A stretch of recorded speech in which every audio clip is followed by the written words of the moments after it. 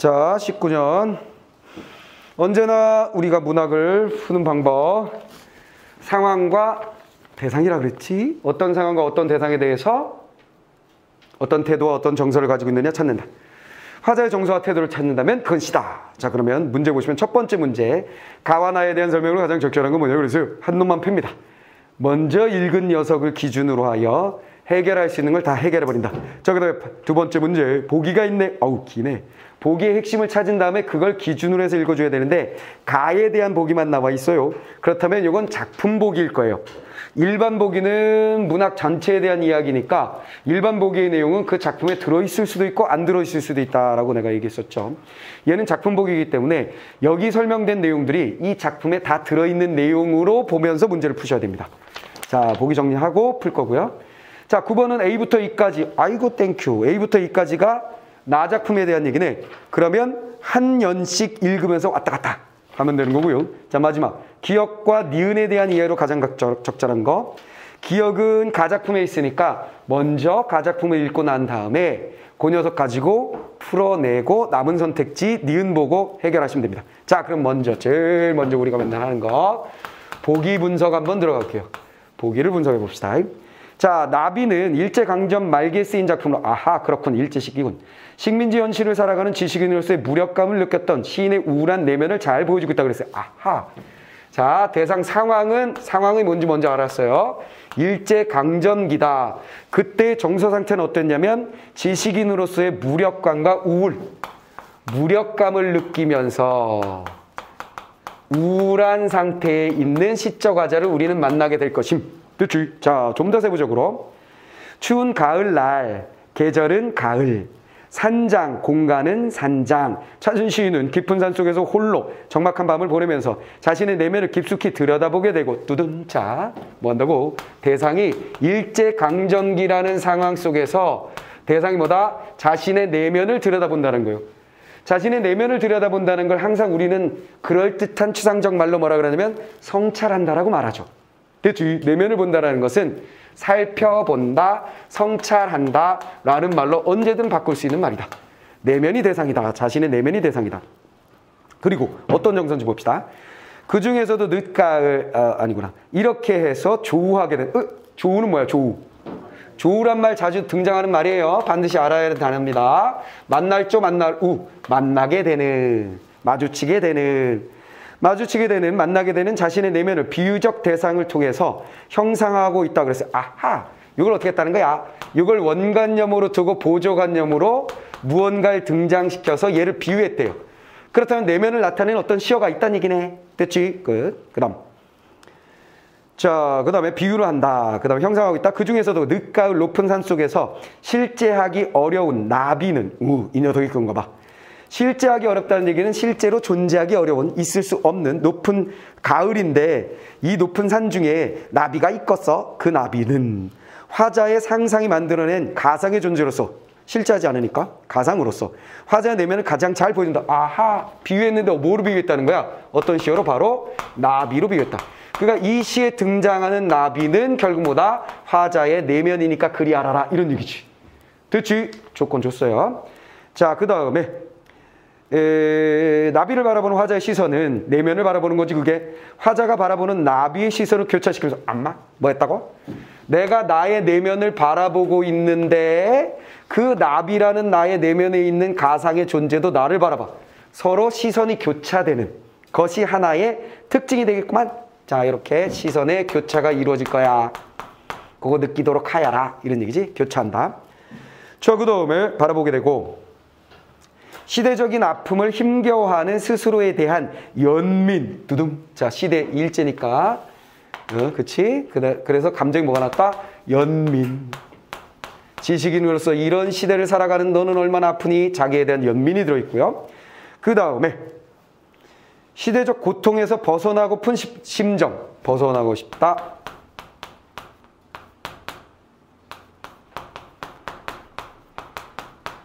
당연하겠지 뭐. 거기 있고 안주하고 싶겠어. 벗어나고 싶겠지 뭐. 당연한 정서고. 그 다음에 현실로 인한 두려움을 효과적으로 드러내겠다. 띵. 자, 그 다음에 두려움. 이 들어있고 정서 정리하는 중이에요. 자, 그 다음에 이때 나비는 화자의 또 다른 자아로서 아까 얘기했잖아 내면이라고. 그러니까 또 다른 자아지 뭐. 됐지? 또 다른 자아로서 기능하게 되며 결국 자기 자신이 스스로를 응시하는 성찰적 구조. 아하 성찰이다. 나올 줄 알았네. 이런 말이네. 됐죠? 자 그러면 시가 아주 간단하게 정리됐어요. 길게 되어 있고 뭔가 복잡해 보이지만 아주 단순한 얘기인 거야. 뭐야? 일제시대의 무력감을 느끼고 우울한 시적 화자는 자신의 내면을 나비, 상상의 나비에 비유하여 내면이 나를 보고 내가 내면을 보는 구조를 만들어낸 다음 연민의 정서와 이것을 벗어나고 싶어하는 욕망과 그리고 이 시대에 대한 두려움을 드러낸 시를 썼습니다. 이런 얘기죠. 됐지? 자 그러면 이제 작품을 읽어주시면서 문제를 바로 푸시면 됩니다. 자, 아이고야 시가 뭐 연구분이 안 돼 있고 무슨 산문처럼 되어 있어. 이렇게 되어 있는 시들을 대부분의 학생들이 피곤해하는데 그냥 문장으로 생각하면 돼. 그리고 항상 우리가 시 읽기 방법의 기본은 뭐였어? 시 읽기 방법의 기본은 추상적 단어를 중심으로 잡는다. 당연히 얘도 문장이니까 주성분들을 꺼낸다. 수식하는 많은 말들은 살짝 버려두고 잠깐 접어두고 수식하는 말들은 접어두고 주성분이 되는 말들만 꺼내서 문장을 깔끔하게 딱딱 빼내다 보면 쑥쑥 연결이 된다. 자연스럽게. 그러면 상황에 대한 이야기가 만들어지게 될 것이다. 그리고 제일 주의해야 될 건 뭐라고 그랬지? 정서를 드러내는 추상적인 말들. 됐지? 이게 포인트예요. 자, 그럼 한번 가봅시다. 시키지 않은 일이 서둘러 하고 싶기에 남이 시키지 않았는데 뭔가 서두르고 싶었대. 난로에 싱싱한 물풀에 갈아서 지피고 등피 뭐야? 등불이 꺼지지 않도록 물건. 등불과 관련된 호호 닦아서 호호 닦아. 이 음성 상징어지? 음성 상징어. 자, 항상 우리가 문학 작품을 접할 때는 장소, 공간, 그 다음에 시간 이런 걸 주로 잡으면서 읽어달라고 그랬어. 왜냐면 시상의 전개 방식을 얘기할 때 공간의 변화에 따른 뜨드든 혹은 시간의 변화에 따른 뜨드든 이런 전개 방식에 대한 얘기가 자주 나오니까 아예 그걸 체크하면서 읽는 거지. 그리고 시간과 공간에 따라서 실제로 공간이 존재하고 시간이 존재하다면 소설도 그렇고 당연히 시문학도 그렇고 그 공간과 시간에 따라서 뭔가 내용이 땅땅땅땅 정리되게 쓰여져 있거든 일반적으로. 그래서 우린 그걸 이제 포인트로 잡는 거야. 거기다가 내가 또 뭐 해달라 그랬냐면 음성 상징어는 반드시 체크하면서 읽자 그랬어. 왜 그러냐면 얘를 체크하겠다라는 마음을 먹지 않고 읽다 보면 놓치기 쉬운데 얘는 진짜 자주 나오잖아.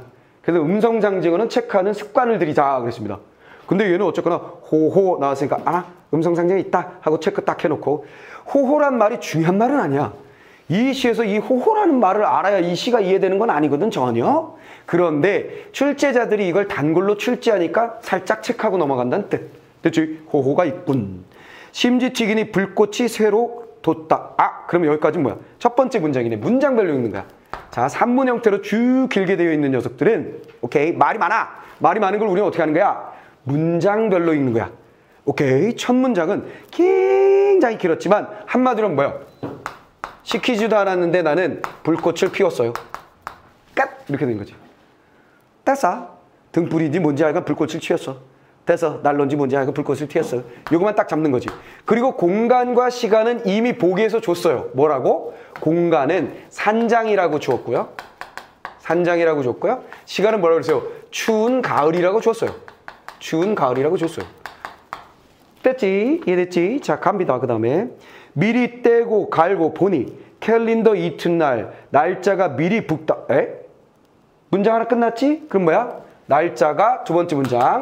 날짜가 붉다라는 얘기는 곧 빨간 날, 곧 휴일이다. 그래서 이 아저씨 여기 왔구나. 어디 왔어? 산장에 왔어. 야, 일제치하에 굉장히 여유로우신 분인데 이거. 여행 갔나 봐. 별장 여행 갔나 봐. 자, 산장에 여행 가신 것 같고. 이제 차츰 밝고 시간이 흐르네. 이제 차츰 밝고가 아니구나.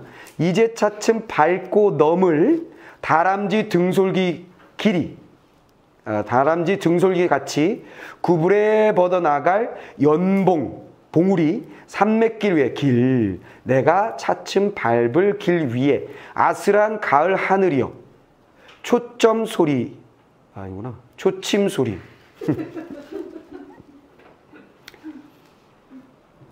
아, 인쇄가 너무 흐리게 돼 있네. 초침 소리 유달리 뚝딱거리는 낙엽 벗은 산장의 밤. 자, 여기 어떻게 하면 돼? 그냥 뭐 하면 돼? 세 번째. 그냥 밤. 무슨 밤? 추운 가을의 밤 끝. 됐지? 산장의 밤이 됐다 이런 얘기네. 창유리까지 구름이 드니니 후두두두두. 어휴, 또 음성상이 또 나왔네.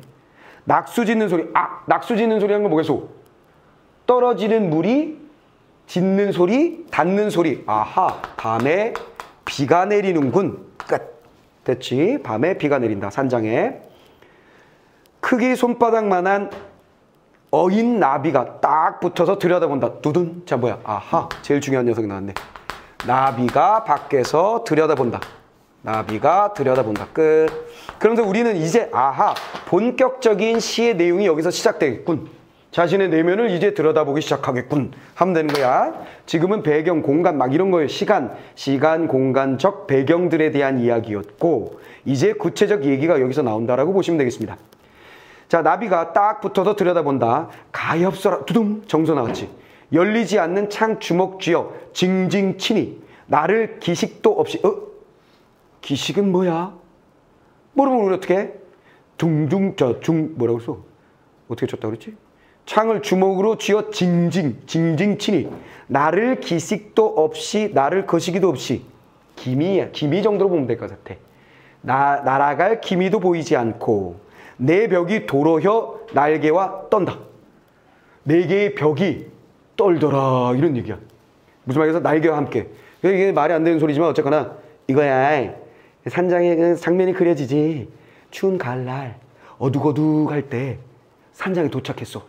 거기 왜 갔냐면 일제치하의 지식인으로서 무력감과 우울증에 빠진 거야. 그래서 에이 젠장. 그리고 뭐야? 산장으로 딩 간 거야. 어차피 휴일이 될 거거든. 이래서 그래가지고 급하게 빨리 등불도 켜고 난로불도 켜고 뚱뚱뚱뚱뚱 하고 딱 보니까 뭐야? 나비가 비가 막 훅 뿌리는데 나비 한 마리가 뭐 하고 있는가? 밖에 통 붙어 있는 거지. 여기까지 오케이? 오케이? 그래서 난 뭐 한 거야? 나비를 보고 오오오 야, 이 깊은 산에 웬 나비가 와 이거 되게 커 야마 가. 아버지들 가끔 이렇게 차 타고 가면 유리 뭐 붙으면 통통 치잖아. 무슨 말이겠지? 날아가지 않잖아 절대로. 무슨 말이겠어? 차는 달리고 있는데 그게 날아갈 리겠어? 딱 이렇게 붙어있지. 무슨 말이겠어? 여기도 마찬가지 나비를 둥둥 쳤더니 얘가 뭐야? 땡 붙어서 이걸 들여다보고 있는 거지. 근데 징징 치니 유리창이 딩딩 울릴 거고 네 개의 벽이 딩딩 울리는 거야. 이런 젠장 말도 안 되는 소리 하고 있어. 그럼 붙어있던 나비는 어떻게 되는 거야? 덩덩 울리고 있겠지. 그러한 얘기인데 우린 개뿔도 알 거 없어. 뭐만 알면 돼. 나비를 네 번째 문제는 뭐 한 거야? 내가 주먹으로 징징 쳤는데 날아갈 기미가 안 보여요. 이 얘기지. 근데 방이 막 둥둥둥둥 내 벽이 막 울리는 것처럼 느끼는 건 당연히 여기가 뭐야? 깊은 산에 아무 소리도 없을 거 아니야. 그러지. 그리고 혼자 있잖아. 그래서 공간이 울린다. 뭐만 알겠어? 이래서 지금 공간이 울리고 있잖아. 지금 여기도. 뭐만 알겠어? 그런 얘기로 보시면 되겠어요. 이해됐죠? 근데 그걸 뭐 알아낼 필요가 뭐 있어? 우린 뭐 하면 돼? 아, 이 자식 가라 그래도 안 가네. 이런 얘기지. 기미가 안 보인다 정도만 아시면 되겠어요. 자, 그 다음 해발 5,000척 위에 떠도는 한 조각 비 맞은 환상. 자, 다섯 번째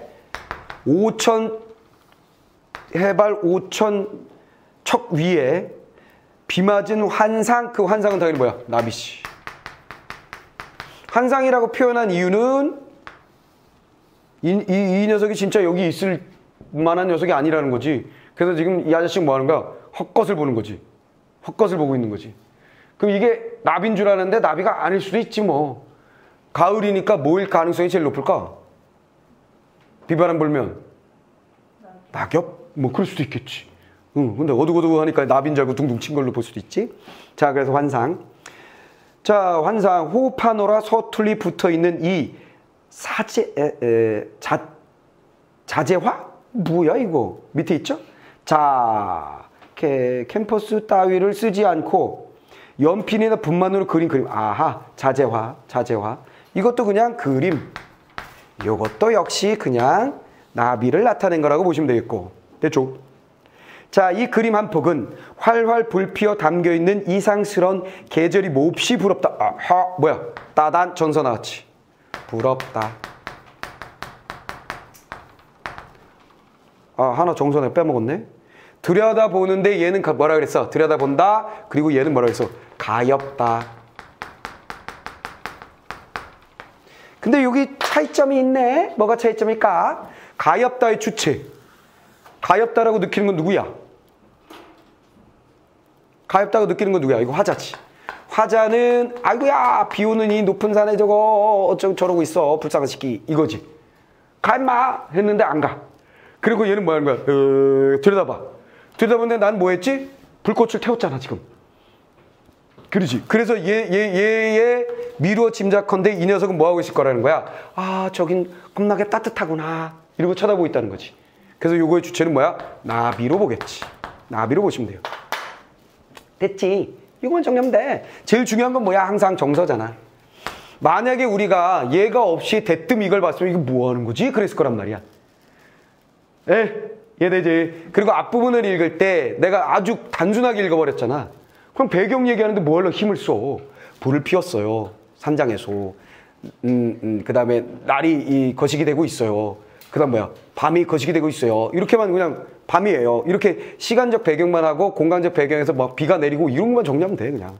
분위기야 분위기. 분위기만 딱 조성하고 그 다음에 빠밤 보기에서 줬었던 거 이거 딱 잡고 정서 딱 정리하면 그냥 시는 읽힌 거야. 알겠지? 자, 이렇게 하시면 된다. 자, 그 다음에 날개가 찢어진 채, 아이고 나비겠지 뭐. 시적하자 날개가 없을 테니까. 날개가 찢어진 채 나비가 검은 눈을 잔나비처럼 뜨지나 않을까 무서워라. 이거 애매한데? 자, 날개가 찢어진 채 이렇게 돼 있어. 자, 6번째 문장 잘 봐. 날개가 찢어진 채는 뭘 수식하는 거야? 검은 눈을 이건 여기다가 만약에 얘가 수식하는 말 날개가 찢어졌어요 하면 여기다 뭐 넣어야 돼? 나비를 그대로 넣어야 될 거 아니야. 나비 환상화 이걸 넣어야 될 거 아니야. 그치? 그럼 나비를 주어로 해야지. 찢어진 채 나비는 검은 눈을 잔나비처럼 뜨지나 않을까 무서워라. 그러면 요거는 좀 애매한 거야. 그치? 뭐가 애매해? 누가 무서워하는 건지, 누가 누구를 무서워하는 건지 시선이 교차되어 있기 때문에. 오케이? 근데 대강 문장을 보니까 어떤 녀석일 것 같은 느낌이 드는데 일단은 정하지 말고 항상 뭐야? 애매한 거는 정하지 않아. 문맥만 딱 잡아놓고 두는 거야. 알겠지? 자, 그래도 어쨌거나 자, 날개가 찢어진 채 검은 눈을 잔나비처럼 뜨지는 않을까 무서워라. 구름이 다시 유리에 바위처럼 부서지며 별도 휩쓸려 나간 산 아래 어느 마을에 총총하느냐. 뜨등. 자, 뭐야? 이 문장은 자, 주술관계 따지면 뭐야? 별이 휩쓸려 나가서 어느 마을에 가서 총총할 거냐. 내려가서 쭉 내려가서 어느 여기는 지금 마을이 없을 테니까 총총할 거냐 그랬어. 그럼 여기 있던 별이 빗물이 막 내리니까 어떻게 된다는 말도 안 되는 소리지. 비가 내리니까 별들이 이렇게 떠 있다가 빗물을 맞고 아이고 떨어진다는 거지. 떨어져서 어디까지 가니까 밑에 마을까지 간다는 거야. 근데 이걸 그냥 상식적으로 보면 별이 내려간다는 얘기는 뭐야? 별이 진다네. 별이 지는 건 뭐야? 시간이 깊은 밤 됐다가 점점 어떻게 되는 거야? 아침으로 가고 있는 뭐 그런 과정이겠지. 뭐 시간의 흐름을 나타냈다 생각하시면 되고. 백화숲, 여기가 숲이겠지 뭐, 산이니까. 히프역의 어정거리는 절정, 높은 데 있는 거지 이 아저씨가. 부유스름이 황혼 같은 밤. 됐어요? 자, 이런 그냥 황혼 같은 밤. 으로 끝. 돼버렸어? 이해됐지? 자, 그럼 뭐야? 자, 공간 산장에서 추운 가을날에 올라가가지고요. 불을 뗐어요. 등불도 켜고 난로도 뗐지요. 날이 아주 붉어졌어요.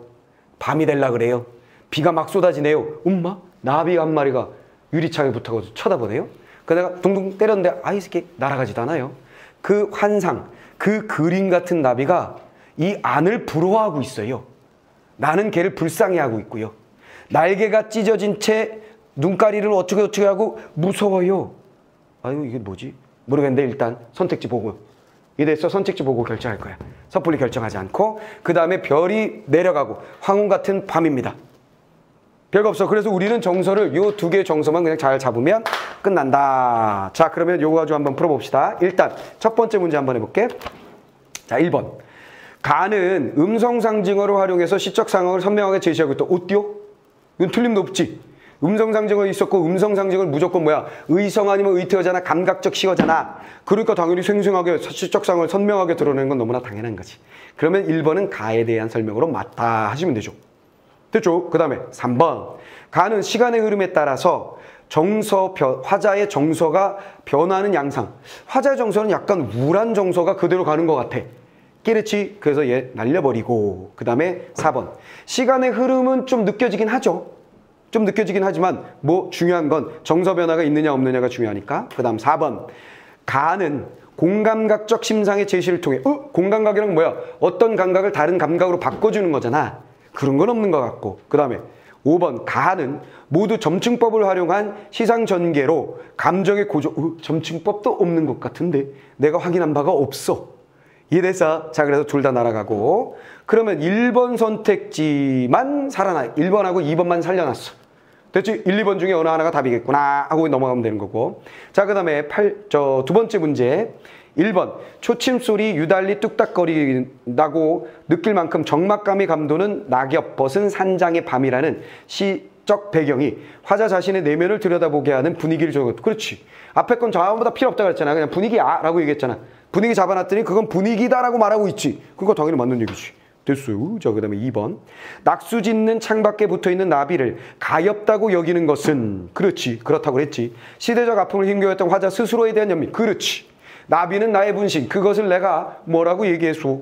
연민. 불쌍하다. 가엾다고 얘기했으니까 그건 자신에 대한 연민일 수 있겠네. 됐어. 자, 3번. 해발 5,000척 위에 떠도는 한 조각 비 맞은 환상이나 자재화 한 폭과 같은 비유적 표현. 맞지? 그것을 통해서 창밖의 나비가 실제하는 대상이 아니라 화자가 상상해낸. 그렇잖아. 환상이라고 얘기했으니까 그건 실제가 아니지. 됐지? 실제가 아닌 것으로 보임. 상상해낸 존재. 맞죠? 그 다음에 산장 안의 온기를 이상스러운 계절로 여기며 부러워하는 창밖의 나비. 맞죠? 부러워하는 것으로 보이죠. 그 나비가 검은 눈을 잔나비처럼 뜨지 않을까 무서워하는 모습은 현실의 두려움에 벗어나고자 하는 화자의 성찰의 자세에 해당하는 것. 뭐라고? 나비가 무서워하는데 벗어나고자 한다? 이상하지. 자, 무슨 얘기냐면 이렇게 보면 돼. 자, 요거 무서워라. 두려움을 통해, 그치? 벗어나고자 하는 성찰이다. 라는 게 연결이 안 된다는 거지. 무슨 말이겠어? 벗어나고자 하는 성찰적 태도. 벗어나고자 하는 모습에 대한 화자의 성찰적 태도라는 말을 얘기할 수 없겠지. 무슨 말인지 알겠어? 이해됐어? 자, 그런 얘기고. 그 다음에 나비가 두려워하는 것이냐라고 보았을 때, 자, 요거 아까 우리가 해결하지 못한 거. 날개가 이렇게 돼 있잖아. 찢어진 채 검은 눈을 이라고 하면 이 검은 눈은 누구의 눈으로 보는 것이 좋겠니?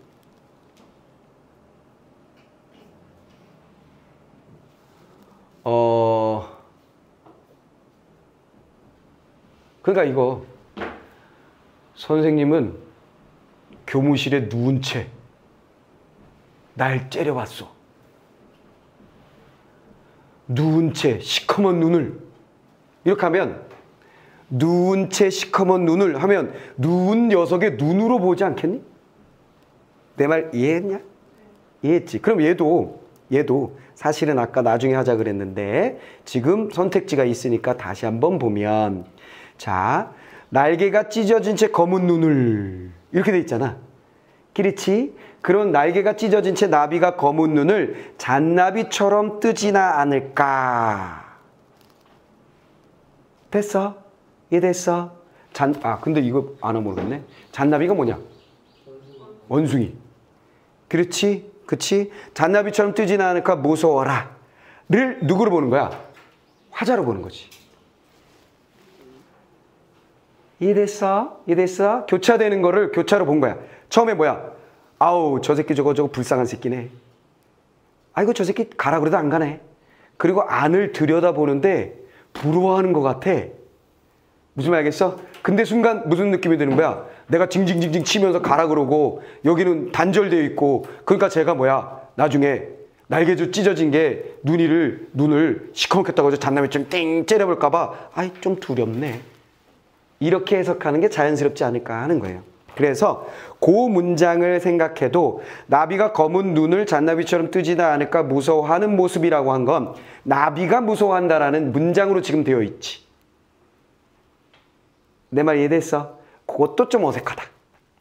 내 말 이해됐죠? 자, 나비가 무서워한다라는 것보다는 나비가 잔나비처럼 눈을 뜰까 봐 무서워하는 시적 화자로 보는 게 낫지 않을까. 내 말 이해했어? 그거 한 가지. 근데 억지 우겨서 아이 선생님 얘가요 나비가요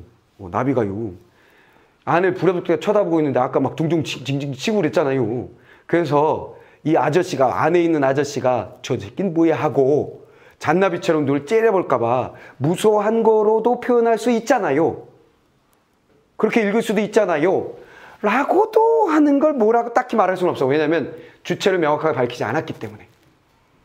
이해됐어? 근데 자연스럽게 보면 얘는 나비가 그렇게 쳐다볼까 두려워로 보는 게 좀 맞을 것 같다 라고 내가 얘기했던 거고. 이해됐어? 근데 그거를 접어놓더라도 현실의 두려움에서 벗어나고자 하는, 어쨌거나 이게 나비가 두려워하는 거든 내가 두려워하는 것이든 나비는 나니까 결국 그 두려워하는 것이 벗어나고자 하는 화자의 성찰적 자세냐, 두려움은 벗어나고자 하는 성찰적 자세냐가 아무래도 자연스럽게 연결되진 않잖아.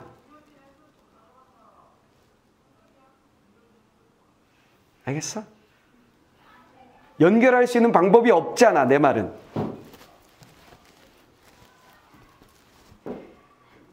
내 말이 이해했니? 이해됐니? 난 너희들이 무서워. 너희들이 이해했는지 안 했는지 반응을 안 보이니까 난 이 순간이 너무 무서워 라고 내가 말했어. 그걸 선생님의 두려움은 이 교실을 벗어나고자 하는 성찰적 자세다. 연결됐어 안 됐어? 이상하지? 두려움은 두려움뿐이지 그 두려움을 성찰적 자세다 벗어나고 싶어 한다라고 얘기하긴 어렵잖아. 내 말 이해했어? 자, 내가 왜 이걸 자꾸 이렇게 설명하냐면 어떻게든 좀 객관적으로 설명해 보려고 애를 쓰는 거야. 근데 실제 시험의 상황에서는 어떻게 되는 거냐면, 실제 시험의 상황에서는 1번, 2번, 3번 그러네 하다가 4번 딱 들어가. 이게 4번이지. 4번 딱 들어가자. 이건 뭔 소리야? 이렇게 되는 거거든. 뭔 소리야? 하는 순간에 내가 여러분들에게 뭘 주문했었어? 잽싸게 넘어가라. 넘어가면서 괴로워하지 마라. 미소 지어라. 그랬지. 왜? 대부분의 수험생들은 여기서 뭐 할까? 다시 본문으로 간다고. 다시 본문으로 가서 가만히 있어봐 이거 한다고. 그리고 보기 이런 말 있었지. 그렇다면 이거는 말이야 두려우니까. 두려운 사람들은 이때 지금 뭐 하고 있지? 내가 두려우니까 한 다음에 뭐 한 거지? 작품을 이렇게 버린 거야. 작품을 버리고 두려우니까. 그렇지. 두려우면 사람들은 벗어나려고 하지. 두려운데 거기 있으려고 하는 사람이 어디 있어? 그러니까 그건. 그리고 얘는 성찰한다 그랬잖아. 그러니까 두려움을 성찰하는 자세. 오, 그럴듯하군. 지금 뭐 한 거야? 작품에서 벗어나서 나름대로 내가 상상해내고 있는 중이에요. 근데 내가 다른 상황을 내가 딱 끼워줬잖아. 누구들이 이해했는지 안 했는지 나한테 반응을 안 보이니까 나는 두려워 라고 딱 말한 다음에 나는 지금 교실을 벗어나고 싶게 아니게, 나는 교실을 벗어나고 싶은 내 자신에 대한 성찰을 했게 안 했게 이렇게 물었잖아. 그랬더니 그건 아니죠 이렇게 되잖아. 상황이 명확하게 주어지니까 아닌다는 게 딱 나오잖아. 무슨 말이겠어? 그럼 조금 전에 그 해석도 맞는 거라고 볼 수 없는 상황이 분명히 존재한다는 거지. 내 말이 이해됐어? 그래서 우리는 자 이제 그 모든 걸 다 버리고 싹 버리고 이걸 읽었을 때 대한민국의 국민 누구도 전 세계 한국어를 하고 한국의 시를 읽을 수 있는 전 세계 70억 인구 중에 누구도 이걸 보고 와 그럴듯하다 맞다라고 말할 수 있는 사람은 없어. 보자마자 누구나 뭐야? 이렇게 되지. 그때 내가 준 팁은 뭐? 넘어가서 다음 선택지 보는 거야.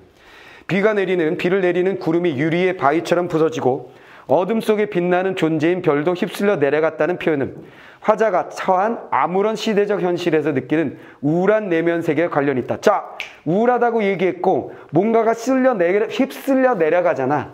그 분위기는 부정적이니 화자는 우울하다 그랬지. 그것과 관련 있는 배경이겠군. 그럴 수도 있지. 됐지. 그러면 좀 이해할 수 없었던 4번 선택지를 과감하게 빵 찍고 넘어가시면 되는 거예요. 내 말 이해됐냐? 내 말 다 알아먹었냐? 이해됐지? 자, 그렇게 하시면 되겠습니다. 자, 그 다음에 우리가 또 할 수 있는 건 뭐냐면 자, 마지막 문제 할 수 있어요. 기억, 창에 얘가 붙어 있었어.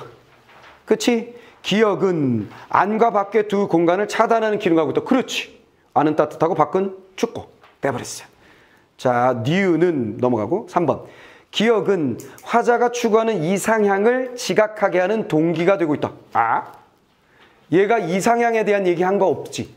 지금 우울한 분위기로서 내면을 들여다봤지 내가 말하는 이상향을 이 작품 속에 그려놓지 않아서 다 우울해. 됐지? 땡.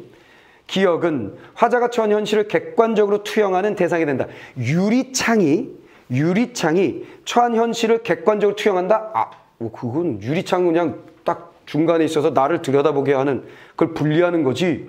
그걸 통해서 현실을 객관적으로 본다는 말이 좀 어색하죠? 자, 그 다음에 기억은 대상에 대한 화자의 긍정적인 인식이 그런 거 없지. 긍정과 부정 없지. 됐지? 그러면 1번하고 2번만 남겨주면 됨. 됐지? 상대적으로 가시가 조금은 어려운 편이었어. 어려운 편이기 때문에 보기도 아주 자세히 주었던 거죠. 그러면 나시는 상대적으로 쉬울 가능성이 있습니다. 그러면 나시를 한번 또 볼까요? 나시는 간단할 거예요. 자, A, B, C, D 왔다 갔다 할 거고 겨울아침 유리창 가득 반짝이는 성해를 본다. 두둥. 자, 뭐야? 첫 번째 A 부분에서 우린 뭐만 잡으면 돼? 성해는 당연히 뭐야? 성해는 얼음에 의해서 만들어지는 것이니까 성해는 얼음에 의해서 만들어지는 거니까 겨울에 만들어지는 것이면은 틀림이 없겠지. 됐지? 그렇지? 자, 성해를 본다. 그래서 성해를 본다. 자, A 부분. 자, 그러면 일단 성해. 겨울에 성해를 본다. 끝. 성해를 본다. 그 다음에 유리창에 만발한 하얀 식물 꽃과 잎과 줄기. 그 다음에 이거 뭐라고 그랬어? 하얀 식물. 하얀 식물은 뭐냐? 자, 유리창에 만발했으니까 이게 성해네. 이거 알아내는 게 첫 번째 포인트지. 이 녀석이 성해군. 무엇일까 막혀. 아까 제목을 한 것 같구나. 얼음 속의 밀림.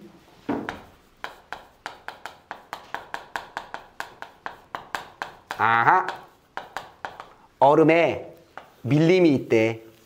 됐지? 근데 얼음에 성해를 봤어. 그건 하얀 식물이야. 그럼 꽃과 잎과 줄기를 본다. 무엇일까? 막힘없는 물방울들을 섬세한 꽃과 잎의 무늬 안에 가두어 놓은 힘은 어떤 힘이 이 물을 가지고 이걸 만들었을까? 요 구조지. 됐어? 이해됐어? 이해됐지? 유리창을 보았어요. 얘도 유리창 있네. 요게 이제 니은이네. 유리창을, 이게 니은이고, 유리창을 봤더니 거기에 성해가 있더라고요. 그 성해는 하얀 식물처럼 보였어요. 도대체 물을 어떤 힘을 가지고 만들었을까요? 뭐 가둬놓고 이런 얘기지. 뭐 어떤 힘이요? 차가워서 이런 일이 일어났지. 우리가 엔트로피 지문에서 봤었던 상변화가 일어난 거지 뭐. 이랬지? 자, 그런 얘기예요. 자, 그 다음에 A 부분에 대한 문제 선택지 바로 봅시다. 뭐라고 돼 있나? 생물이 아닌 것을 생물로 인식하는 참신한 발상. 그렇지. 생물이 아닌 것을 생물로 이기겠어. 바탕으로 성의 모습에서 하얀 식물의 모습을 유추해내고 있다. 어허, 됐죠. 만약에 여러분들이 이게 뭐야? 했을 때 이 선택지를 읽게 되면 아, 얘를 이걸 못 그려냈다 하더라도 성애를 하얀 식물로 봤다는 걸 못 그려내고 그냥 성애, 하얀 식물, 뭔 힘이 그랬을까? 이렇게만 딱 정리했다 하더라도 선택지를 보는 순간에 뭐 하는 거야? 아, 이게 이걸 비유한 거였구나. 오히려 출제자가 준 거 가지고 알아내게 돼. 그래도 상관없어. 그렇게 읽어도 상관없어. 무슨 말이겠어? 하여간 구조 핵심만 딱딱 찾아내면 되는 거니까 우리는. 자, 그 다음에 B부분 갑니다. 자, B부분 가죠. 자, B부분. 결빙의 힘 속에 아, 결빙 뭐야? 오호, 이거 받았네. 얼린 거니까 이 결빙의 힘 속에 식물의 본능이 숨어 있었던 것일까? 아하, 이거 뭐야? 하얀 식물이니까. 이 얼음을 만드는 결빙의 힘 속에 식물의 본성이 있어서 하얀 식물을 만들었을까? 라고 얘기했고, 땅 속에 물을 퍼올려서 잎을 피우고 꽃을 터뜨리는 생명의 비밀이 얼음 속에서 있었던 것일까? 식물의 본성이 이건 뭐야? 생명의 비밀. 비밀이 그 안에 있는 걸까? 비슷한 말의 반복 그냥. 됐죠? 흐트러진 자유로움을, 모든 흐트러짐과 자유로움을 정교하고 엄격한 계율로 만드는 서슬푸른 법과 도의 세계가 결빙의 과정 속에 있었을까? 뭐야? 비슷한 것도. 법과 도의 세계가 그 안에 있나? 어떻게 되는지 알겠지? 힘에 대해서 얘기한 거야. 그치? 그 결빙의 힘 속엔 식물의 본성이 담겨 있어서 식물을 만들어낸 걸까? 결빙의 힘 속엔 생명의 비밀이 원래 담겨 있었을까? 결빙의 힘 속엔 그 물이라는 녀석에 오케이? 자유롭게 막 다닐 수 있고 흐트러질 수 있는, 야, 이거 진짜 그건데? 엔트로피. 우리가 있었던 엔트로피. 그렇지. 엔트로피가 증가되어 있는, 퍼지고 있는 그 무질서함을 어떻게 했다는 거야? 법과 도로서 엔트로피를 감소시키는. 무슨 말이겠지? 그것이 들어있었나? 뭐 이 얘기네. 자, 그럼 B부분 바로 보겠습니다. 자, 2번 선택지. 결빙의 힘에 내재되어 있는 모순적 속성에 주목하여. 빨리 넘어가야지. 결빙의 과정에 내재되어 있는 억압과 저항의 이중적 의미. 아, 여기서 우리가 모순, 억압, 그 다음에 저항, 이런 말을 찾아낼 수 있느냐는 거예요. 아까 그 선택지처럼 얘도 낯설지, 잘 모르겠지, 빨리 와닿지 않지. 그럼 우리 어떻게 한다? 패스, 빨리 지나간다. 이걸 자꾸 들여다보면 뭐 하게 되는 거야? 자꾸 들여다보면 여기 자유 뭐 이런 거 막 스토리 만들어내게 된다고. 하면 안 돼, 그거 하면 안 돼. 이거 좀 낯선데? 하고 빨리 넘어가지. 그 다음 C로 빨리 가는 거야. 빨리. 자, C로 빨리 갑니다. 자, C. 자, 그 다음 C. 이 화려한 무늬를 들여다보니, 띠딩. 자, 이 뭐야? 하얀 식물의 성애의 화려한 무늬를 보니. 막 얼기 시작한 물이 결빙의 칼날과 한이를 견디다가 절정의 순간 얼음의 결정체마다 살라놓은 투명한 불의 흔적이 보인다. 자, 뭐야? 이 무늬를 보니까 이게 어는 과정에서 칼날과 그 다음에 환희의 순간을 지나서, 그지? 칼날과 환희의 순간을 지나서 결빙하는 과정을 얘기하고 있네. 투명한 불의 흔적.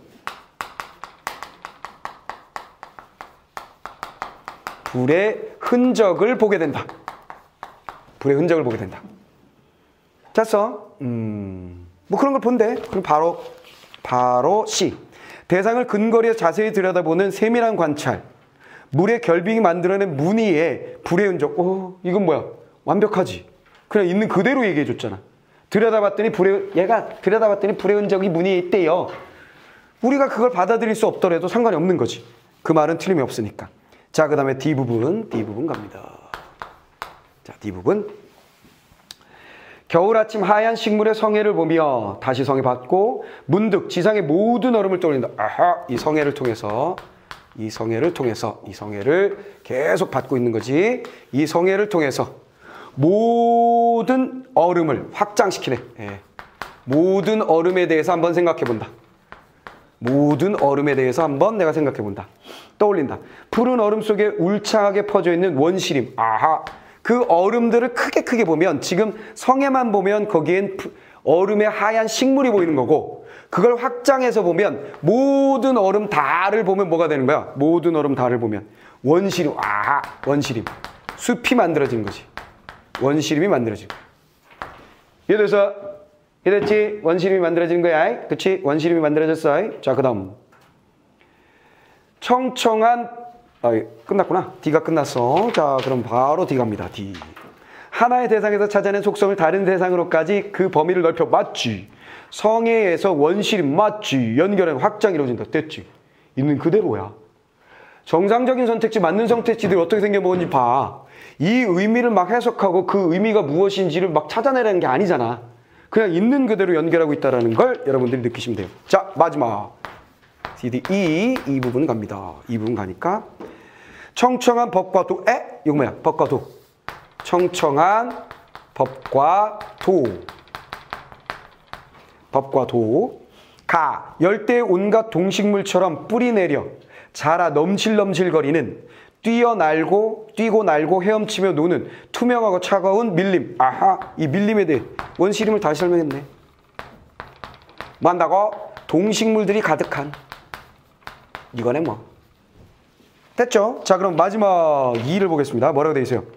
정적 대상을 동적 대상으로 바라보는. 뛰어논다 그랬으니까 상상력에 발휘하여 성애에서 찾아낸 뛰고 날고 헤엄치고 노는 역동적구 가능하네. 제일 이상한 아까 요 녀석을 그냥 답으로 빵 찍으면 끝나겠네요. 됐나? 이해됐지? 그럼 우리가 은연중에 자연스럽게 연결해서 이야기가 만들어진 상태야. 연결해볼까? 뭐가 되겠어? 유리창에 보니까요 성애가 있어요. 자세히 보니 이게 식물처럼 보여요. 물을 어떤 힘으로 요래 모아가지고 땡 식물을 만들었을까요? 그 물 어떤 힘은 어떤 힘이겠어요? 결빙의 힘이겠죠?